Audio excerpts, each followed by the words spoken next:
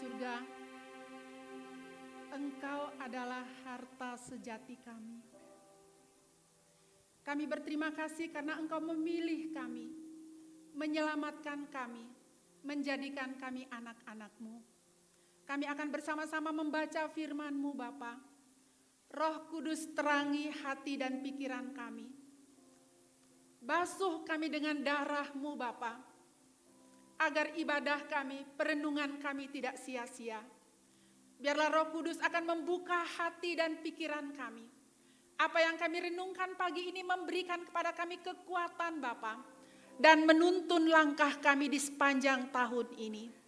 Demi nama Tuhan Yesus kami berdoa dan serahkan waktu ini ke hadapan-Mu. Amin. Silakan duduk Bapak Ibu Saudara-saudara. Pada pagi hari ini kita akan sama-sama belajar firman Tuhan tentang berbuah bagi Kristus. Ini adalah tema tahun 2026 yang akan kita pikirkan bersama-sama, gumuli bersama-sama. Roh Kudus memberikan kekuatan kepada saya dan saudara. Saudara, firman Tuhan pagi ini terambil dari Yohanes pasal 15 ayat 1 dengan sampai ayat yang ke-8. Saya akan membaca buat kita, mari kita perhatikan tanda bacanya. Saya akan membaca dengan pelan. Firman Tuhan berbunyi demikian. Akulah pokok anggur yang benar dan Bapakulah pengusahanya. Setiap ranting padaku yang tidak berbuah dipotongnya dan setiap ranting yang berbuah dibersihkannya supaya ia lebih banyak berbuah. Kamu memang sudah bersih karena firman yang telah kukatakan kepadamu. Tinggallah di dalam aku dan aku di dalam kamu. Sama seperti ranting tidak dapat berbuah dari dirinya sendiri, kalau ia tidak tinggal pada pokok anggur, demikian juga kamu tidak berbuah jikalau kamu tidak tinggal di dalam aku. Akulah pokok anggur dan kamulah ranting-rantingnya. Barang siapa tinggal di dalam aku dan aku di dalam dia, ia berbuah banyak, sebab di luar aku, kamu tidak dapat berbuat apa-apa.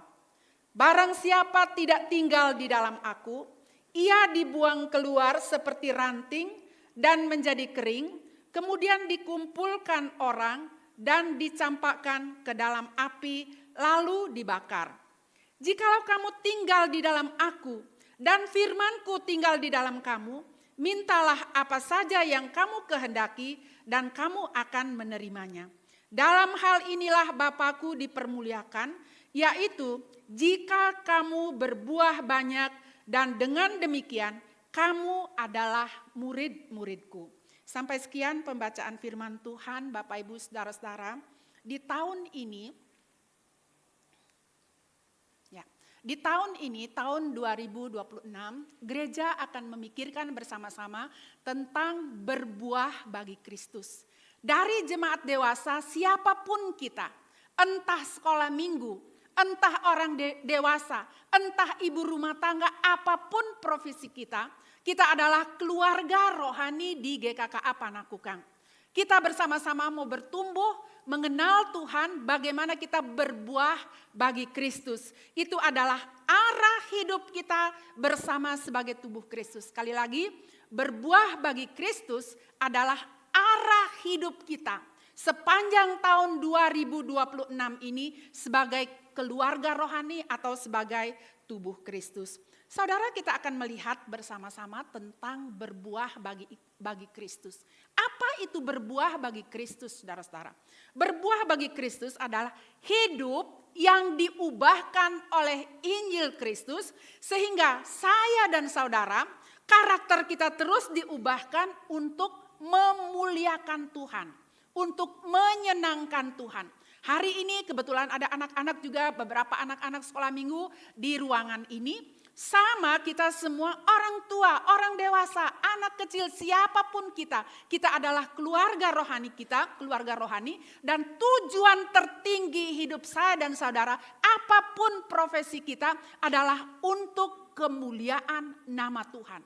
Untuk menyenangkan hati Tuhan, entah ibu rumah tangga, papa rumah tangga, kerja di sebuah kantor, anak sekolah, kuliah dimanapun. Kita bersama-sama merenungkan, menggumulkan bagaimana kita berbuah bagi Kristus. Nah Bapak Ibu, saudara-saudara yang saya kasih di dalam Tuhan, kita akan melihat bersama-sama bagian ini secara khusus saudara-saudara. Ini adalah ayat kunci bagaimana kita berbuah. Apa yang harus kita lakukan? Dari mana kita memulai supaya saya dan saudara melangkah bersama-sama, memahami dan terus langkah kita searah dengan firman Tuhan di tengah-tengah gereja Tuhan GKK Panakukang. Yohanes 15 ayat 16 memberitahukan kepada kita, bukan kamu yang memilih aku, tetapi akulah yang memilih kamu.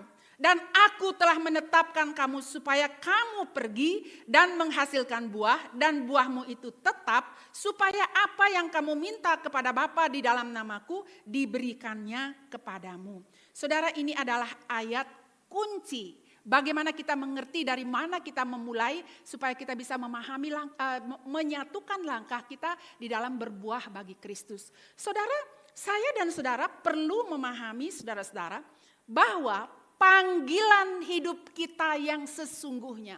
Setelah kita menerima Yesus Kristus sebagai juru selamat, kita dipanggil menjadi seorang murid saudara. Yang terus berproses belajar. Bagaimanapun keadaan kita, berapapun usia kita, kita adalah seorang murid yang terus belajar. Ayat yang barusan saya baca tadi, akulah yang memilih kamu. Jelas saudara. Kalau saudara ada pagi hari ini di tempat ini tidak secara kebetulan, tetapi Tuhan yang membawa saudara ke tempat ini, Tuhan yang memilih saudara menjadikan saya dan saudara seorang murid yang terus belajar. Kemudian dikatakan akulah yang menetapkan kamu untuk apa? Berbuah saudara. Jadi ada sebuah penugasan, sebuah panggilan sebagai seorang murid Kristus dan kita ditugaskan, diperintahkan pergi untuk menghasilkan buah. Saudara, kalau boleh saya simpulkan, akulah yang telah memilih kamu untuk menjadi murid, untuk pergi dan menghasilkan buah. Dan buahmu itu adalah buah yang tetap. Saya mengajak kita untuk memikirkan bersama-sama di bagian ini saudara. Apa artinya buah yang tetap itu saudara? Menghasilkan buah yang tetap. Itu berbicara buah yang kekal, buah yang tetap. Buah yang kekal itu adalah buah yang tidak layu, buah yang tidak busuk, buah yang tidak binasa. Kemudian buah yang tetap adalah buah yang terus menerus ada. Buah yang dihasilkan atau bukan buah musiman, tapi buah yang selalu ada. Saudara, untuk mengerti hal ini saudara, saya akan mengajak kita untuk memikirkan hal ini. Apa arti buah di sini sesuai dengan konteks Yohanes 15. Kita akan mengerti bersama-sama saudara, waktu saudara dan saya percaya kepada Tuhan Yesus saudara-saudara, kita dikatakan itu kita memiliki iman. Tetapi setelah kita memiliki iman, yang harus dihasilkan sesuai dengan konteks pembacaan kita adalah karakter kasih. Dari mana kita tahu saudara? Saya akan mengajak kita untuk melihat Yohanes 15 ini saudara. Ayat 9, 10, 12 dan 17. Saya baca buat kita, tidak ada ditampilkan di layar. Ini konteksnya saudara. Yohanes 15 ayat 9 mengatakan begini. Seperti Bapa telah mengasihi aku, demikianlah juga aku telah mengasihi kamu. Tinggallah di dalam kasihku itu. Jikalau kamu menuruti perintahku, kamu akan tinggal di dalam kasihku seperti aku menuruti perintah Bapakku dan tinggal di dalam kasihnya. Kemudian saudara-saudara ayat yang ke-17 saya bacakan buat kita semua. Inilah perintahku kepadamu, kasihilah seorang akan yang lain. Sekali lagi saudara, sesuai konteks di Yohanes 15, buah di sini, iman kita harus melahirkan buah yang disebut dengan kasih. Kemudian saudara, kasih itu harus diwujudkan dalam tindakan dan pengorbanan. Ini pembacaannya di dalam Yohanes pasal 21 ayat 15 sampai dengan ayat yang ke-19. Tuhan Yesus Waktu dia bangkit, dia menampakkan diri di pantai, saudara, kepada Petrus. Tuhan Yesus berkata, apakah engkau mengasihi aku lebih dari semuanya ini? Petrus berkata, ya guru, aku mengasihi engkau. Sampai 3 kali. Sampai Petrus menangis karena meyakinkan Tuhan Yesus bahwa dia mengasihi gurunya. Jawaban Tuhan Yesus apa? Gembalakanlah domba-dombaku. Saudara, di sini, saudara, kasih itu harus diwujudkan dengan tindakan dan pengorbanan. Di dalam percakapan Tuhan Yesus dengan Petrus ini. Kalau sekarang pagi ini, waktu saya merenungkan bagian ini, saya disentakkan, saudara, bahwa saya dan saudara, semua kita di sini, Tuhan memanggil kita agar apa? Mewujudkan tindakan kasih kita di dalam pengorbanan. Seperti kalimat yang diucapkan oleh Tuhan Yesus kepada Petrus, gembalakanlah domba-dombaku. Bicara menjaga, bicara merawat, bicara kepedulian satu dengan yang lain. Yang saya renungkan, saudara, Tuhan, jadikan saya seorang ibu bagi orang-orang yang ada di sekitar saya yang membutuhkan Kristus. Maukah saudara berkata bersama-sama dengan saya, Tuhan, jadikan saya papa rohani di gereja ini bagi orang-orang yang ada di sekitar kita.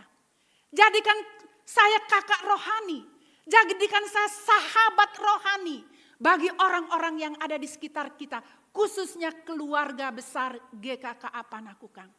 Panggilan saya, panggilan saudara adalah mengasihi itu yang sudah kita terima dari Tuhan Yesus, kita harus wujudkan dalam tindakan dan pengorbanan tanpa memandang siapapun dia. Jadi saudara-saudara, kalau kita berhenti sejenak, begitu banyak orang di dunia ini yang terluka. Begitu banyak orang di dunia ini yang putus asa. Begitu banyak orang di dunia ini yang kehilangan arah tujuan hidupnya. Maukah saudara menggembalakan mereka? Di kelompok share saudara, di keluarga kita, di lingkungan kita, di kantor kita, di mana saudara bekerja. Tuhan tanam saudara di situ tidak secara kebetulan. Tapi dengan satu tujuan, agar saudara dan saya mewujudkan kasih itu dalam tindakan dan pengorbanan.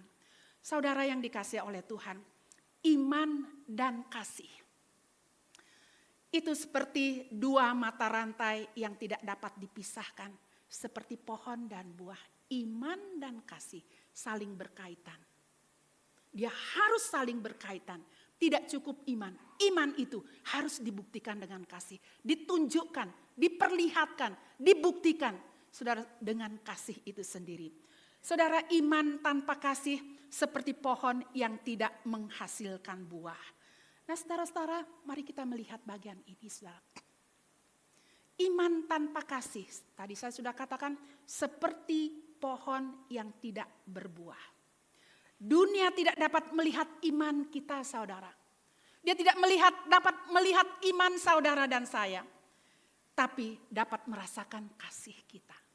Kita kerja, kita berusaha, kita tinggal, ketemu orang-orang yang tidak kenal Tuhan. Sekali lagi saudara, dunia tidak dapat melihat iman kita, tapi dia dapat merasakan kasih kita. Dunia tidak dapat mengecap iman kita, tapi dia dapat mengecap kasih kita. Dunia tidak butuh iman kita, tetapi dunia butuh kasih kita. Dunia tidak tertarik dengan kekristenan kita.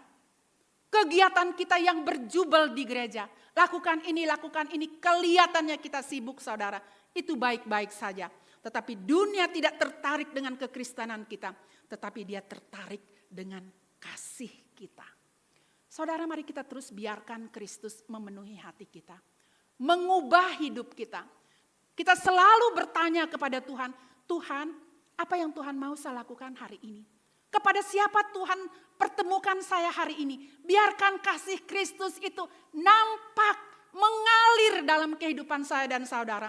Sehingga saya dan saudara bisa berbuah bagi Kristus. Orang melihat tentang Kristus lewat kehidupan saya dan saudara. Saudara, sarana terbaik, saudara, sarana terbaik untuk memenangkan dunia adalah kasih Kristus yang ada di dalam kita. Mungkin di lingkungan keluarga kita ada orang yang belum kenal Tuhan. Mungkin di kantor kita, mungkin relasi di dalam pekerjaan kita, banyak kita ketemu orang-orang yang belum percaya kepada Tuhan. Sekali lagi saudara, sarana terbaik untuk memenangkan dunia adalah kasih kita yang telah diubahkan oleh Kristus itu sendiri. Yang berikutnya saudara, kita akan bersama-sama melihat bagian yang kedua. Tadi kita melihat saudara-saudara di dalam bacaan kita, setiap ranting padaku yang tidak berbuah dipotongnya, dan setiap ranting yang berbuah dibersihkannya, supaya ia lebih banyak berbuah. Kamu memang sudah bersih karena firman yang telah kukatakan kepadamu. Saudara, ketika kita percaya kepada Tuhan Yesus, itu berbicara iman. Tuhan Yesus berkata di dalam bacaan tadi, di dalam Yohanes pasal 15 tadi, dikatakan setiap ranting yang berbuah dibersihkan. Jadi sebuah proses Allah membersihkan kita lewat firman-Nya. Oleh sebab itu, firman harus dibaca, harus direnungkan, harus dilakukan. Tidak cukup kita tahu, tetapi direnungkan. Waktu saya dan saudara bersaat teduh, apa pesan Tuhan? Kita responi. Untuk apa? Itulah yang mengubah hidup kita. Itulah yang mengubah keadaan kita. Jadi saudara-saudara, firman membersihkan kita, mengubah kehidupan saya dan saudara. Tetapi di sisi lain saudara, kadang-kadang Tuhan berbicara lewat kesulitan kita, lewat penderitaan kita. Untuk apa? Untuk membentuk kita, untuk mendidik kita, untuk memangkas dosa kita, kesenangan kita, apapun itu. Walaupun itu kesenangan kita yang bisa menjerumuskan saya dan saudara, menjebak, menjerat kehidupan kita di dalam dosa dan kesalahan, itu perlu dipangkas saudara. Agar apa? Kita boleh menghasilkan buah, dan buah yang kita hasilkan adalah buah yang lebat. Bapak Ibu saudara-saudara yang dikasih oleh Tuhan, ketika kita mengikut Tuhan Yesus, Tuhan selamatkan kita, Tuhan ampuni kita, tetapi tidak stop sampai di situ. Masih ada proses yang kita lewati. Masih ada kesulitan yang kita lewati. Sesungguhnya saudara, apapun yang Tuhan izinkan terjadi di dalam kehidupan kita, pasti ada rencana untuk Dia kerjakan di dalam kehidupan kita. Jalan Tuhan mungkin tidak selalu nyaman dan mudah. Saudara, saya percaya saudara setuju hal ini. Jalan Tuhan mungkin tidak selalu nyaman dan mudah. Tetapi bagi orang-orang yang percaya kepada Yesus Kristus, saudara-saudara, jalan yang sulit, jalan yang berat, jalan yang tidak nyaman itu, ketika kita berada di hadapan Tuhan, ketika kita berada di tangan Tuhan, pasti membawa kita kepada tujuan yang tepat, yaitu untuk kemuliaan bagi nama Tuhan. Apapun yang sedang saudara hadapi hari ini, kesulitan, kesesakan, ketakutan, saudara, itu adalah bagian hal yang perlu kita lewati. Sekali lagi saudara-saudara, tadi di lagu yang kita nyanyikan bersama-sama, Kristus harta terbesar, tertinggi, termulia yang kita miliki. Jalan Tuhan mungkin tidak selalu nyaman dan mudah, tetapi pasti membawa kita kepada tujuan yang tepat, yaitu untuk kemuliaan bagi nama Tuhan. Saudara, yang terakhir kita akan sama-sama melihat saudara-saudara, bagaimana supaya saya dan saudara bisa berbuah bagi Kristus. Bagian ini akan mengajak kita untuk melihat, berbicara tentang tinggal di dalam Kristus. Waktu kita membaca Yohanes pasal 15 ayat 1 sampai ayat yang ke-8 itu kata tinggal diulang-ulang sampai 5 kali saudara, 5-6 kali. Tinggallah di dalam aku. Saya bacakan ini, akulah pokok anggur dan kamulah ranting-rantingnya. Barang siapa tinggal di dalam aku dan aku di dalam dia, ia berbuah banyak. Sebab di luar aku kamu tidak dapat berbuat apa-apa. Sekali lagi, kata tinggal di bacaan ini ayat 1 sampai ayat yang ke-8 diulang-ulang 5-6 kali saudara. Begitu pentingnya kita memahami tentang tinggal di dalam aku. Kemudian firman-Ku tinggal di dalam kamu. Apa artinya saudara? Ini berbicara tentang relasi. Ini berbicara tentang sebuah hubungan. Ini berbicara tentang kedekatan kita dengan Tuhan. Tidak ada orang bisa mengukur kedekatan kita dengan Tuhan. Tetapi saudara, kita sendiri merasakan waktu kita susah, waktu kita tidak kuat, waktu kita sudah oleng lewati hidup kita. Kalau kita berada tinggal bersama dengan Dia, kita akan melihat dan merasakan kekuatan itu sendiri. Saudara berbicara tinggal di dalam aku. Kita mengizinkan firman itu menuntun hati kita, mengoreksi kehidupan kita, kita membiarkan Dia menuntun langkah-langkah kita. Dan kita meresponi itu adalah bagian dari pimpinan dan penyertaan Tuhan, saudara-saudara. Jadi tinggal di dalam Kristus, kita membiarkan firman itu menuntun, mengubah kehidupan kita, membentuk kita, dan kita harus, saudara-saudara, menyelaraskan hati kita di dalam ketaatan hari lepas hari. Tujuannya apa, saudara-saudara? Agar saya dan saudara berbuah. Tinggal di dalam Kristus menghasilkan karakter Kristus di dalam ketaatan. Ini adalah sebuah proses, saudara. Jadi tinggal di dalam Kristus menghasilkan karakter Kristus. Sesungguhnya, aslinya kita semua adalah pendosa. Aslinya saya adalah orang yang korok-korokan, pemarah. Tetapi kalau firman itu tinggal di dalam kita, kita membiarkan firman itu mengubah, membentuk kita, melumatkan hati kita.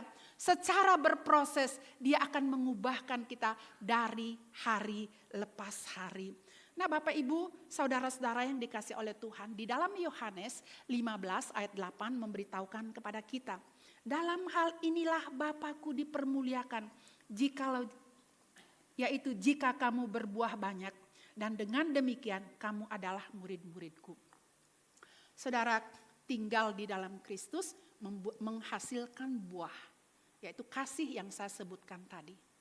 Tinggal di dalam Kristus, Allah dipermuliakan dan orang melihat kita sebagai murid-murid Kristus. Berbicara Tuhan dimuliakan Bapak Ibu saudara-saudara. Ini adalah tujuan tertinggi dari kehidupan kita sebagai murid Kristus. Saudara sebagai anak-anak kuliah, masih sekolah, masih belajar, sebagai orang tua, sebagai ibu, mari bangun hidup kita dekat dengan Tuhan sampai orang lain bersyukur kepada Tuhan karena kehadiran kita. Sebagai anak, mari kita bangun hidup kita dekat dengan Tuhan. Sampai orang lain, sampai orang tua kita bersyukur kepada Tuhan karena Dia melihat kehidupan kita. Demikian juga kita sebagai orang tua, sebagai karyawan, sebagai pemimpin di dalam perusahaan, apapun itu saudara. Mari kehadiran kita bawa kepada Tuhan agar orang melihat kita melihat di dalam kehidupan kita sebagai seorang murid Kristus yang membawa kemuliaan bagi nama Tuhan. Saudara-saudara yang dikasih oleh Tuhan, saya ingin mengajak kita untuk memikirkan saudara-saudara, di dalam tahun ini, apapun kesulitan kita, mari kita melangkah bersama dengan Tuhan dengan iman. Karena Tuhan mengutus saya dan saudara untuk berbuah. Karena Dia mengutus kita untuk pergi dan menghasilkan buah. Dia tidak akan pernah melepaskan genggamannya atas kehidupan kita. Saudara yang dikasih oleh Tuhan, sebelum saya akhiri perenungan kita pada pagi hari ini, saya sharing sedikit pergumulan saya di tengah-tengah keluarga. Sebagai seorang ibu, apakah saya ada kecemasan? Ada, seperti saudara. Kadang-kadang ada kecemasan dengan anak, dengan ini dan itu banyak, sama dengan saudara.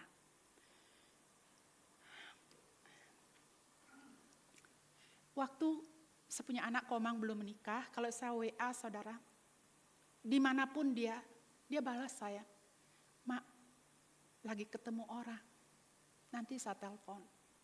Atau dia balas, Mak, saya lagi meeting, nanti saya telepon Mama.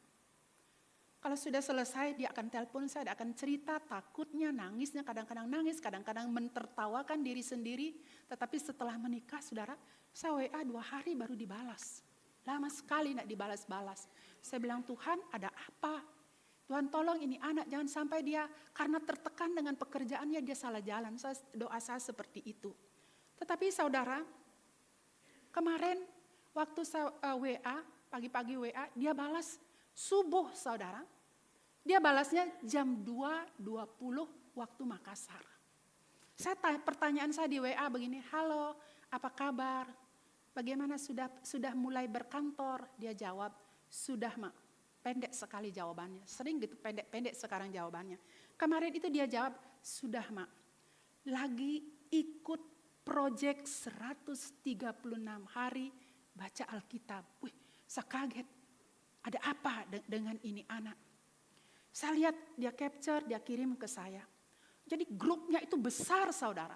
Besar grupnya banyak orang. Setiap orang yang sudah baca itu Alkitab, dia harus laporkan sudah baca. Karena jumlah cukup banyak. Waktu saya baca itu saya tersentak ada apa ini dengan anak. Tetapi di sisi lain saudara saya malu. Tuhan saya jalan di tempat. Ada apa dengan hidupku? Gereja sedang berbicara berbuah bagi Kristus. Kalau saya jalan di tempat seperti ini, apa yang akan terjadi? Saya ajak orang baca Alkitab, saya selalu ingatkan, ayo ini. Saya jalan di tempat, saya malu saudara. Tetapi di dalam perenungan saya, pagi itu, subuh itu saudara, Tuhan sesungguhnya sedang mengingatkan saya. Tuhan mengasihi saya, di dalam babak belur, jatuh bangun saya, Tuhan ingatkan saya lewat ini anak. Saya sedang ikut proyek 136 hari baca Alkitab. Dia lapor yang sudah baca, karena dia baca dari tanggal 1, kejadian 1, 2, 3. Ini hari kedua, jadi 4, 5, 6 dia sudah baca. Jadi saudara-saudara, di dalam bagian ini, waktu saya perenungan, di dalam perenungan saya terlintas saudara-saudara, sebuah lagu, Besar Setiamu. Besar setiamu. Saya menangis nyanyi itu. Tiap pagi nampak rahmat baru. Segala yang kau perlukan, ku sediakan. Waktu saya takut, dia sediakan kekuatan. Waktu saya tidak berdaya, dia sediakan kekuatan. Waktu saya tidak mampu melangkah, waktu saya putus asa, dia sediakan pertolongan itu buat saya. Jadi saudara-saudara, harta terbesar kita adalah Yesus Kristus yang sudah menyelamatkan kita. Bukan uang, bukan pengaruh, bukan barang yang lain saudara. Itu harta terbesar kita. Maukah kita saudara-saudara di dalam perjalanan kita memasuki 2026 ini. Kita mau melihat sedikit kehidupan kita ke belakang. Memasuki 2026. Langkah kecil apa yang perlu saya lakukan? Yang perlu kita lakukan saudara?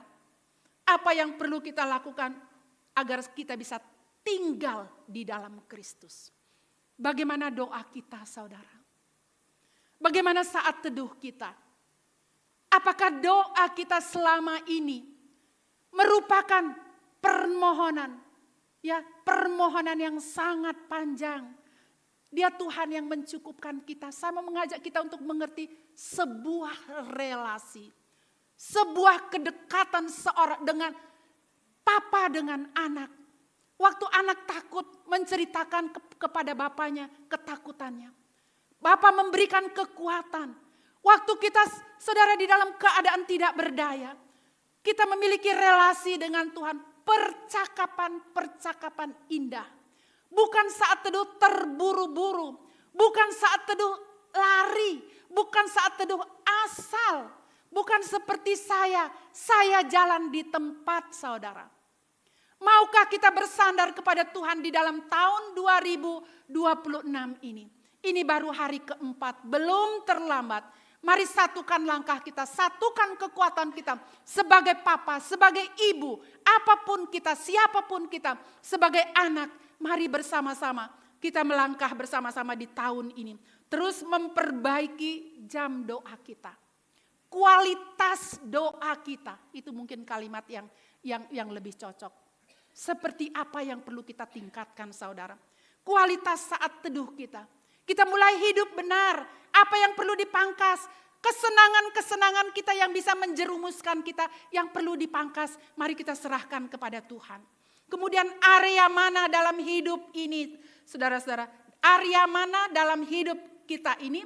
Yang perlu dipangkas. Yang perlu dibenahi. Agar kita boleh berbuah lebat saudara. Dalam hal apa saya perlu. Kita perlu lebih bergantung kepada Tuhan. Bukan kepada kekuatan kita sendiri. Kadang-kadang saudara pengalaman membuat kita biasa. Saya biasa berdiri di depan. Saya biasa untuk lakukan itu. Bertahun-tahun sudah biasa. Saudara hati-hati. Firman Tuhan mengatakan di luar aku kamu tidak dapat berbuat apa-apa. Ini adalah satu peringatan, satu himbauan, satu undangan. Bahwa saya dan saudara membutuhkan Kristus. Dan saya dan saudara diundang untuk selalu bergantung kepada Dia. Bapak Ibu yang saya kasih di dalam Tuhan. Kalau bergantung kepada Tuhan itu begitu penting. Seberapa penting kita melihat saat teduh itu penting dalam kehidupan kita. Seberapa penting, seberapa serius kita menyediakan waktu. Mendoakan saat teduh kita. Agar Tuhan menolong kita. Di akhir tahun ini saudara. Saya diingatkan dengan satu hal. Saya dan saudara harus memiliki mata rohani yang dapat melihat ke dalam dan mata rohani yang bisa melihat keluar. Mata rohani yang dapat melihat ke dalam diri saya itu ada dua hal. Lihat dosa saya, kelemahan saya, kesenangan saya, di mana saya bisa terjerumus, terjebak, saya harus bereskan dengan Tuhan. Yang kedua, mata rohani bisa melihat ke dalam, yaitu kemampuan, talenta yang Tuhan berikan kepada kita. Itu perlu dikembangkan, perlu diasah. Di dalam doa saya berdoa begini, Tuhan, tolong saya jadi seorang teman yang bisa mendengarkan orang lain. Waktu orang lain cerita masalahnya, saya bisa lihat dia baik-baik. Saya bisa nangkap apa kesusahannya. Apa yang saya harus lakukan? Mungkin saya tidak bisa menolong mereka dengan uang. Paling tidak saya punya telinga. Paling tidak saya punya hati Tuhan. Waktu saya doakan orang supaya doa saya tidak kesana kemari. Tetapi ada kekuatan. Pakai saya, izinkan saya Tuhan. Untuk menjadi seorang teman yang baik. Itu permohonan saya. Kemudian mata yang melihat keluar saudara. Kesempatan kita berbeda. Waktu kita berbeda, kita perlu melihat keluar apa yang Tuhan mau kita lakukan karena hati ini mengasihi Tuhan, bukan karena yang lain. Kiranya Tuhan akan menolong saya dan saudara di tahun ini, kita sama-sama berbuah bagi Kristus. Dimanapun kita berada, bagaimanapun situasi kita, orang melihat tentang Kristus di dalam kehidupan kita, bagaimanapun keadaan kita, orang bersyukur kepada Tuhan karena kehadiran kita. Mari kita berdoa. Bapa di dalam surga, terima kasih untuk hari ini. Kami sudah belajar firman-Mu, Tuhan tolong berikan kami kekuatan. Biarlah firman ini menuntun kami dan Tuhan dimuliakan lewat kehidupan kami. Demi nama Tuhan Yesus kami berdoa dan bersyukur kepada-Mu. Amin. Kita akan masuk di dalam